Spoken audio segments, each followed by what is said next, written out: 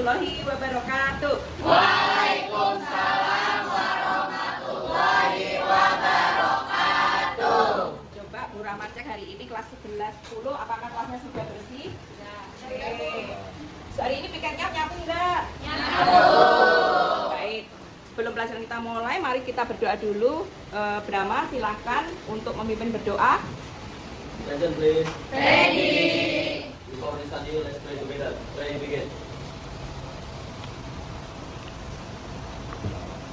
Finish.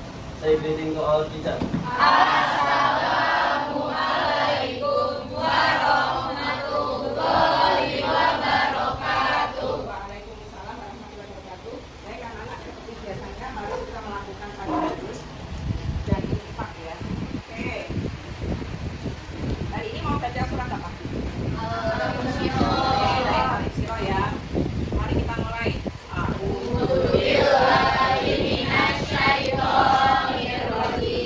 Bismillahirrahmanirrahim.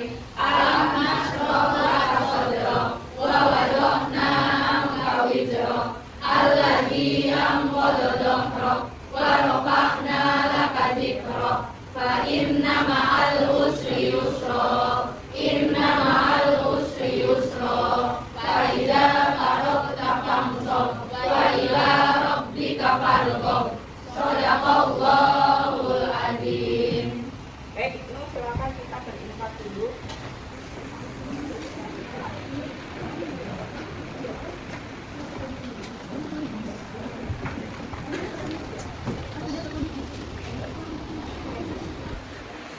Berapa infak kita hari ini?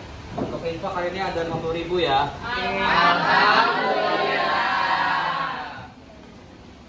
Baik anak-anak, pagi ini siapa yang nggak hadir ya? Nabila kenapa? Izin. Terus? Nabila Nabila sakit. sama Musyafatul sakit. Musyafatul sakit. Oke. Baik, kita doakan supaya teman-temannya lekas ya dan bisa sekolah kembali ya. Amin. Baik anak-anak, sekarang kita mulai pembelajaran kali ini. Bagaimana kabarnya kalian hari ini? Apakah kalian bahagia hari ini? Bahagia. Baik, karena kalian penuh semangat pada pagi hari ini. Jadi walaupun cuacanya mendung, tetapi kan menjadikan suasana kelas itu nyaman, tidak panas, tidak gerah ya. Iya, Bu. Oke. Baik anak-anak, pembelajaran berikut ini adalah mengenai kebijakan moneter ya. Sebelum pelajaran kita mulai, kita ice breaking dulu ya. Baik, kita mulai dengan tepuk PPK yang akan dipimpin oleh Aini. Baik, Aini silakan masuk depan.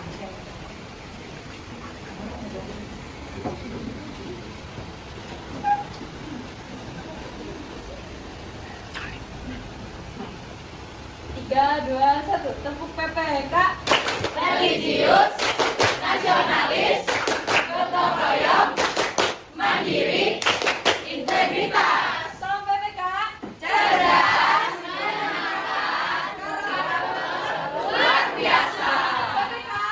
hebat.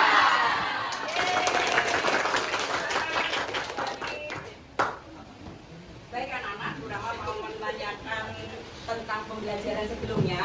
Baik, Inu silakan masuk. Oke, coba materi sebelumnya kita belajar tentang apa ya?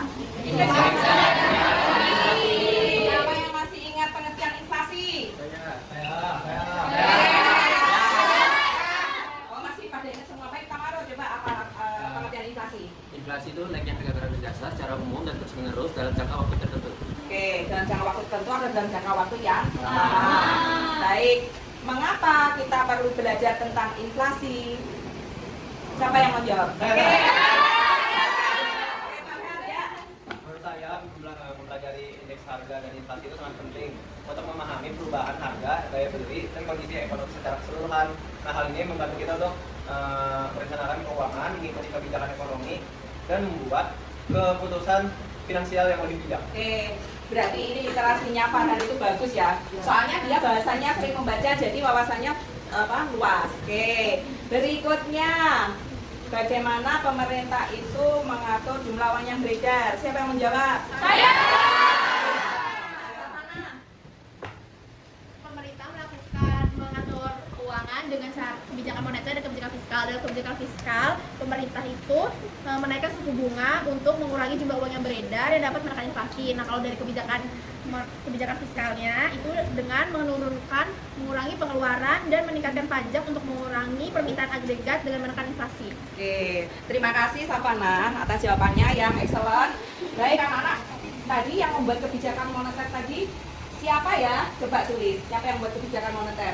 Jadi yang membuat kebijakan moneter itu ada pemerintah. Jadi dalam hal ini diwakilkan oleh Bank Sentral. Nah, Bank Sentral yang ada di Indonesia yaitu Bank Indonesia. Oke, jadi Bank Indonesia itu adalah bank sentralnya Indonesia. Anak-anak kalian bisa loh bekerja di Bank Indonesia. Jadi nanti caranya gimana Bu supaya bisa bekerja di Bank Indonesia?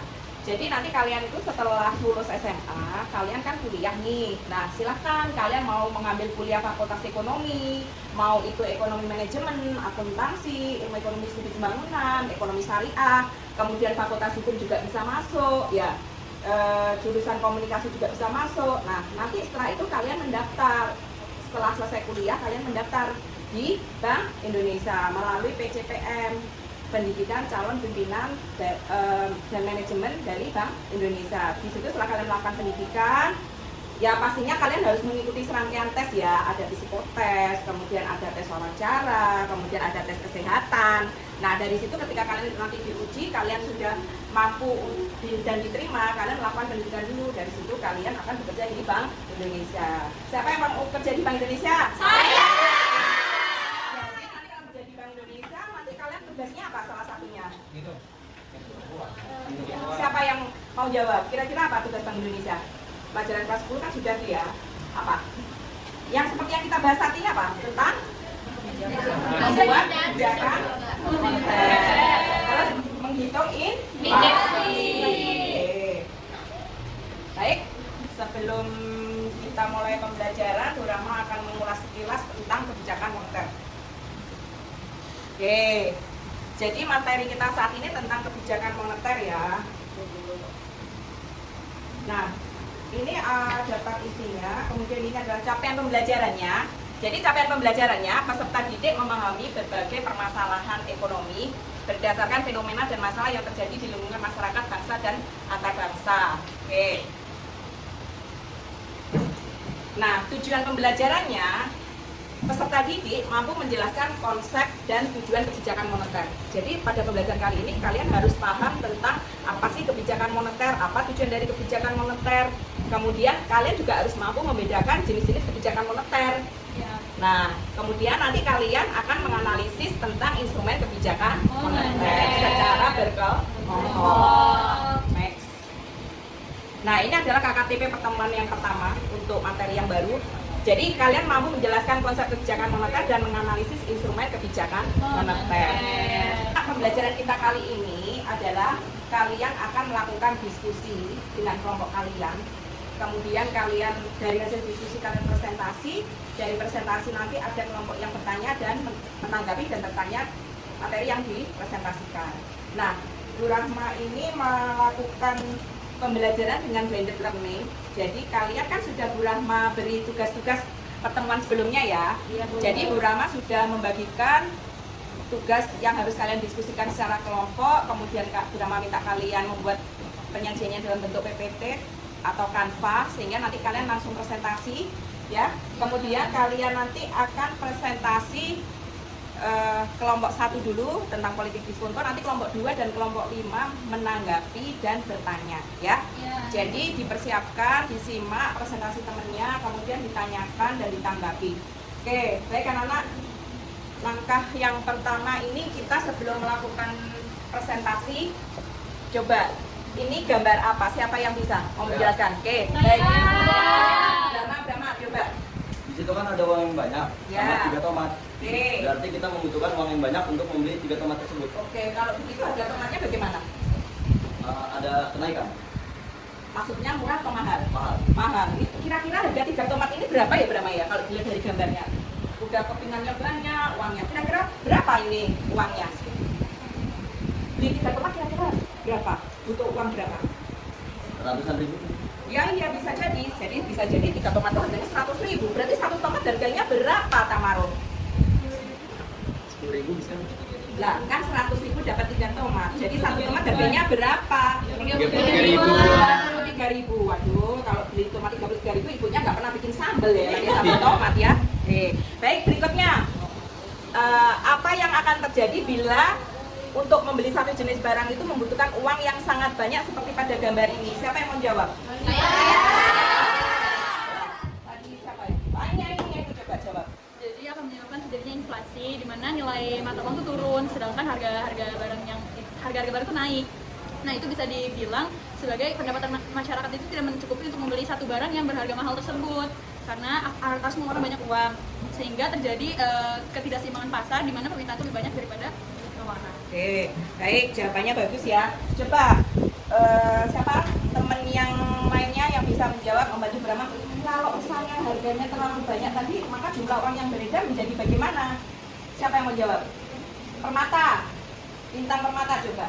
Kalau misalnya tadi untuk membeli 3 tomat aja uangnya harus banyak, berarti jumlah uang beredarnya bagaimana? Berarti jumlah uang yang beredarnya itu meningkat, Bu. Oke, Jadi nilai mata uang itu turun. oke, jadi jumlah uang yang beredarnya meningkat sangat pesat ya, Iya. karena 1 tomat aja harganya 33.000, jadi nilai uangnya turun. Kalau begitu, harga barang dengan nilai mata uang itu hubungannya bagaimana? Najla.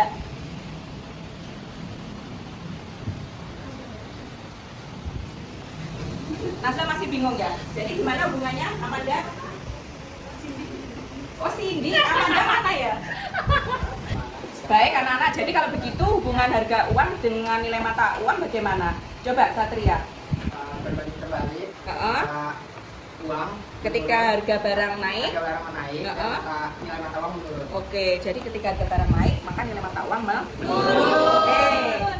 Baik anak-anak, kalau begitu jumlah uang beredar itu apakah harus diatur ya? Harus. Coba sebutkan alasannya Altra. Karena supaya dapat menstabilkan harga barang dan jasa serta tidak memicu adanya inflasi. Oke, pinter. Anaknya Bromo ini pinter-pinter semua ya. Oke. Kalau pihak yang berwenang mengendalikan peredaran uang tadi sudah dijawab sama Sulis ya. Iya. Jadi yang membuat adalah siapa tadi Sulis? Pemerintah. Oke, Bank Sentral. Bank Indonesia. Oke. Kenapa sih pemerintah itu tidak boleh mencetak uang banyak-banyak? Coba, siapa yang bisa jawab? Jundi, coba Jundi, kelompok berapa Jundi? Kelompok 6. Oke, kelompok yang belum bertanya, Jadi belum jawab ya. menurut saya kenapa pemerintah tidak melakukan hal tersebut karena hal tersebut dapat menyebabkan kondisi fenomena bernama hiperinflasi. Hiperinflasi adalah kondisi di mana inflasi menjadi tidak terkendali, di mana kondisi harga pada naik drastis sedangkan nilai mata uang menurun. Sebagai contoh, negara Zimbabwe pada tahun 2008 tingkat inflasi di negara Zimbabwe mencapai 80.000 kali lipat, di mana warga setempat membawa sekitar 300 miliar hingga triliunan hanya untuk membeli 1 telur. Sekian. Oke, terima kasih atas jawabannya Jundi.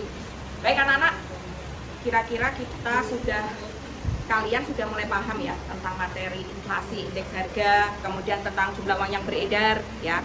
Jadi kita sekarang sudah masuk ke kegiatan inti pembelajaran kita. Silahkan kalian presentasikan tugas diskusi kalian yang dilakukan secara mandiri.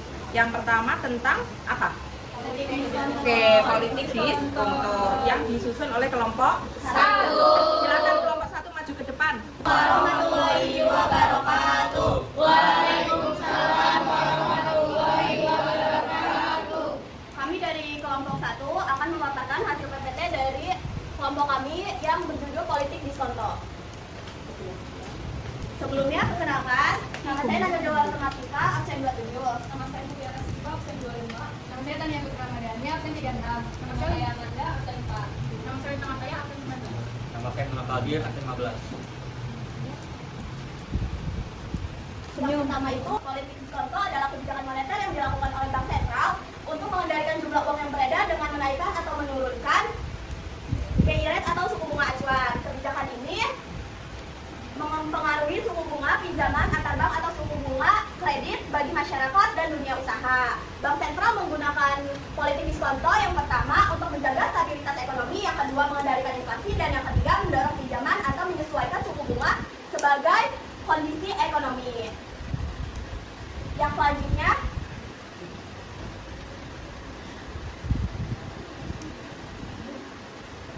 Nah, di sini saya akan menjelaskan tentang apa sih dampak dari kenaikan suku bunga oleh bank sentral. Nah, jika bank sentral menaikkan suku bunga, maka akan terjadi adalah pinjaman bagi bank, masyarakat, dan juga pelaku usaha jadi lebih naik. Hal ini menyebabkan beberapa dampak bagi perekonomian. Yang pertama, ada penurunan beban kredit dikarenakan biaya pinjaman yang tinggi. Yang kedua, ada daya beli masyarakat menurun dikarenakan kredit seperti konsumtif seperti KPR menjadi lebih mahal. Yang ketiga, investasi berkurang dikarenakan biaya pinjaman yang lebih tinggi bagi perusahaan. Yang keempat, nilai tukar mata uang cenderung menguat dikarenakan para investor yang menaruh dana seperti obligasi dan deposito memilih dengan imbal hasil lebih tinggi. Dan yang terakhir, inflasi cenderung menurun dikarenakan permintaan barang jasa berkurang. Selanjutnya, apa yang terjadi apabila bank sentral menurunkan suku bunga? Jika bank sentral menurunkan suku bunga, maka biaya pinjaman menjadi lebih murah. Dampaknya adalah meningkatnya permintaan kredit dari masyarakat dan dunia usaha. Daya beli masyarakat meningkat karena bunga kredit lebih rendah, investasi meningkat karena perusahaan lebih mudah mendapatkan modal dengan bunga rendah. Nilai tukar mata uang cenderung melemah karena investor asing mencari imbalan hasil yang lebih tinggi di negara lain.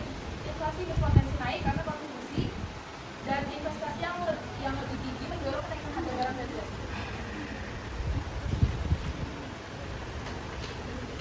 Bagaimana cara kerja bank sentral menggunakan tingkat suku bunga untuk menjaga stabilitas harga? Bank sentral menggunakan tingkat suku bunga untuk mengendalikan inflasi dan menjaga stabilitas ekonomi dengan cara yang pertama, saat inflasi tinggi, bank sentral menaikkan suku bunga untuk mengurangi jumlah uang yang beredar, menekan konsumsi dan menurunkan tekanan inflasi. Yang kedua, menyesuaikan kebijakan dengan kondisi ekonomi global. Jika kondisi ekonomi dunia sedang tidak stabil, bank sentral dapat menyesuaikan suku bunga untuk menjaga daya saing dan stabilitas ekonomi domestik. Yang ketiga, saat ekonomi lesu atau deflasi, bank sentral menurunkan suku bunga untuk mendorong pinjaman, meningkatkan konsumsi dan investasi serta merangsang pertumbuhan ekonomi.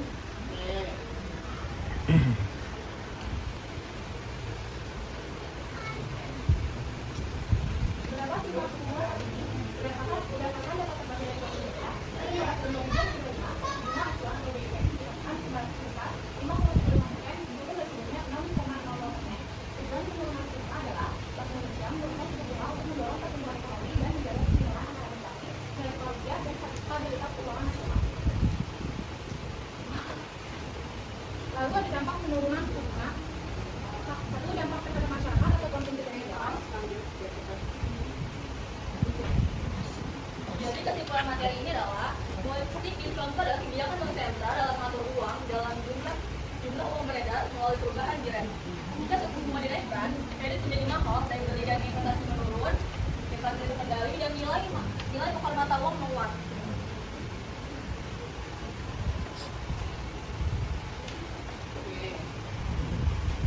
Baik, setelah melakukan presentasi, silakan kelompok yang mau menanggapi kelompok 2 ya. Bagaimana presentasi dari kelompok 1? Menurut saya kelompok saat ini presentasinya udah bagus ya. Isi PPT-nya juga lengkap jadi mudah dimengerti. Apalagi tadi menyampaikannya juga kayak lancar aja gitu jadinya enak didengar. Jadi masuk lah. Oke, baik. Setelah menanggapi, silakan kelompok 5 ya membuat pertanyaan. Kelompok yang lain juga boleh membuat pertanyaan. Jadi pertanyaannya, bagaimana sih Bank Indonesia menggunakan politik diskonto untuk menghandle inflasi? Izin jawab. Bank Indonesia menggunakan politik diskonto untuk mengontrol inflasi dengan cara menaikkan suku bunga diskonto saat ini lebih tinggi agar uang yang beredar berkurang, sehingga konsumsi dan investasi menurun serta harga-harga stabil. Sedangkan saat inflasi rendah atau terjadi deflasi, BI menurunkan suku bunga diskonto agar uang yang beredar bertambah mendorong pinjaman, konsumsi dan investasi sehingga inflasi kembali ke tingkat yang sehat. Terima kasih. Terima kasih. Yang lain. Kelompok yang lain silakan.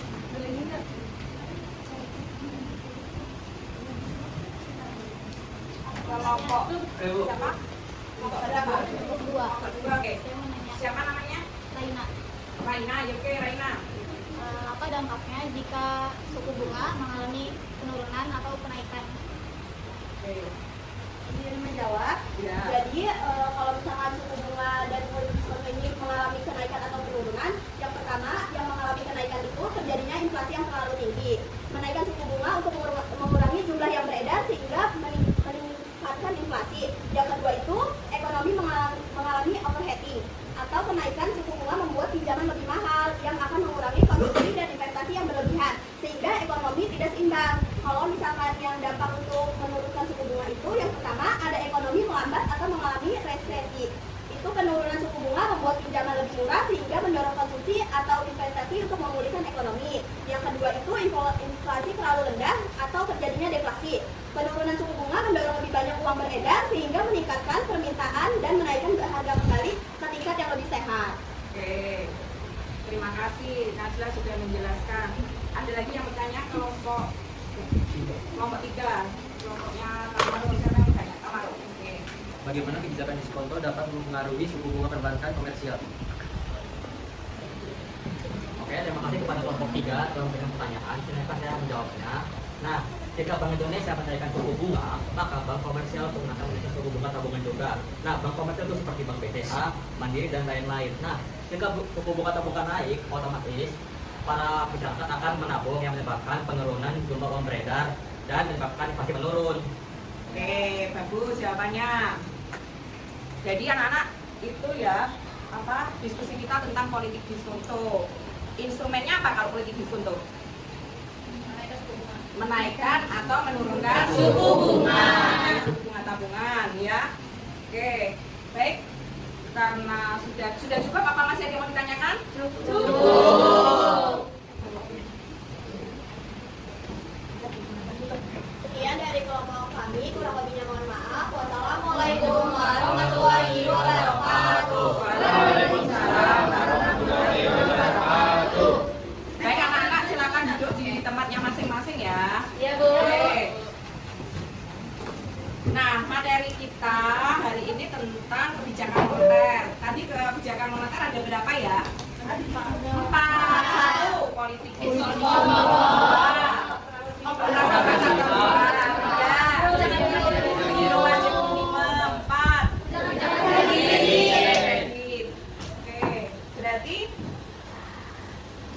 Siapa yang mau membuat kesimpulan dari materi kita saat ini? Oke, kelompok 5. Memang kelompok 5 datang tugasnya adalah membuat kesimpulan ya dari diskusi kita kali ini. Oke, silahkan Cindy. Jadi politik diskonto itu adalah kebijakan bank sentral mengatur jumlah uang yang beredar melalui perubahan BI rate. Jika suku bunga naik, kredit menjadi mahal dan daya beli masyarakat serta investasi menurun. Jadi inflasi itu bisa terkendali. Nah, bank sentral memakai kebijakan ini untuk menjaga keseimbangan ekonomi dengan menekan inflasi saat terlalu tinggi dan mendorong pertumbuhan penduduk saat lesu. Perubahan suku bunga juga mempengaruhi nilai tukar rupiah dan stabilitas keuangan. Oke, terima kasih kelompok 5 yang sudah membuat kesimpulan. Baik, kesimpulan berikutnya oleh kelompok 6. Silakan yang mewakili kelompok 6 siapa? Neneng. Neneng, yuk Neneng. Jadi kebijakan diskonto itu yang melibatkan perubahan suku bunga acuan oleh bank sentral merupakan instrumen penting untuk mengatur jumlah uang beredar dan menjaga stabilitas ekonomi. Peningkatan suku bunga menekan inflasi dan menguatkan nilai tukar, sementara penurunan suku bunga mendorong pertumbuhan ekonomi tetapi berisiko meningkatkan inflasi dan melemahkan nilai tukar. Penerapan kebijakan ini memerlukan kehati-hatian untuk mencapai keseimbangan ekonomi dan juga yang stabil dan berkelanjutan. Oke, terima kasih Neneng atas kesimpulannya. Baik, Bu Rama akan memberikan kesimpulan pembelajaran kita kali ini. Bentar.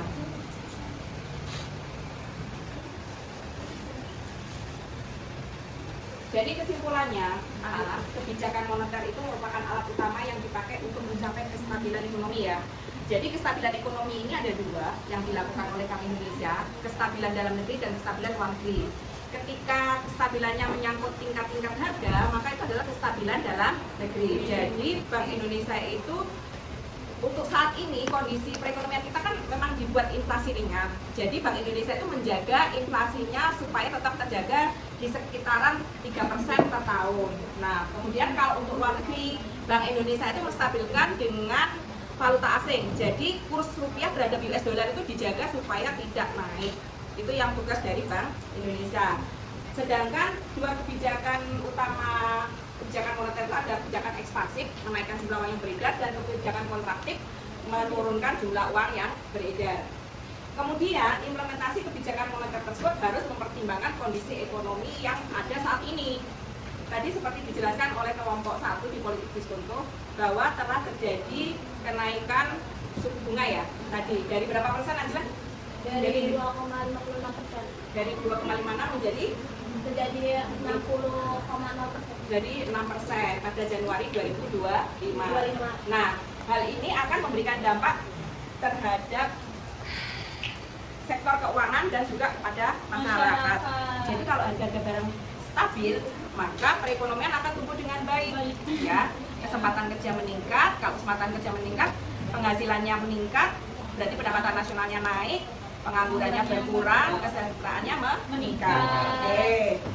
Oleh karena itu anak-anak, kalian nanti harus bisa membawa Indonesia ke arah yang lebih baik ya dalam pembangunan. Tadi harapan Burama bisa bekerja di Bank Indonesia, maksudnya membuat kebijakan moneter.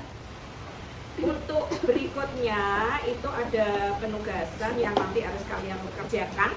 Lembar aktivitas 3 yang sudah terutama share linknya ya. Kemarin sudah di-share Burama linknya tentang kalian harus membedakan jenis-jenis kebijakan moneter, apakah ini kontraktif atau ekspansif. Oke, baik anak-anak. Menurut kalian bagaimana pembelajaran kita kali ini? Apakah kalian sudah memahami? Sudah.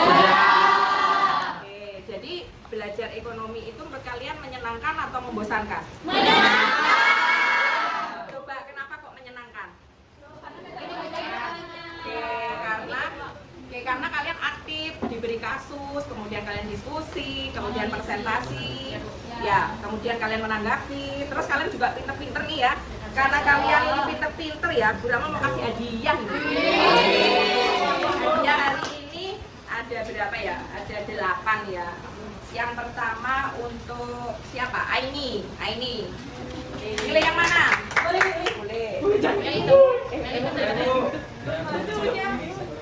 Ya, ini deh. Makasih Bu. Ini yang kedua. Siapa ya? Tamaru.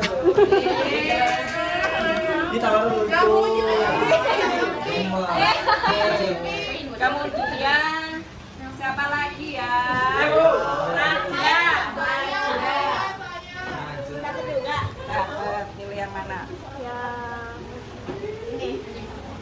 Kemudian berikutnya siapa ya? Farhan. Ini.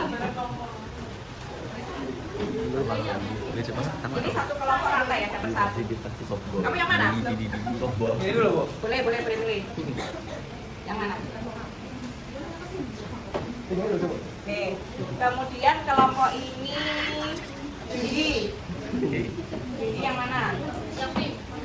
Yang ini kan Jun. Oke. Terus kelompok yang ini Brahma. Kuning aja berapa? Terus siapa lagi ya? Altra. Satria. Terima kasih ya, selalu semangat dalam pembelajaran, terus banyak membaca supaya wawasannya bertambah luas sehingga analisis ekonominya menjadi lebih tajam. Oke, baik anak-anak. Kemudian jangan lupa nanti beri tugas Burama tentang bagaimana sih penerapan kebijakan moneter di Indonesia ya. Itu yang nanti kalian baca untuk materi pertemuan berikutnya. Baik, terima kasih atas perhatiannya. Burama ucapkan tetap semangat belajar, jangan lupa dikerjakan tugasnya. Wabillahi taufik wal hidayah. Wassalamualaikum warahmatullahi wabarakatuh. Waalaikumsalam warahmatullahi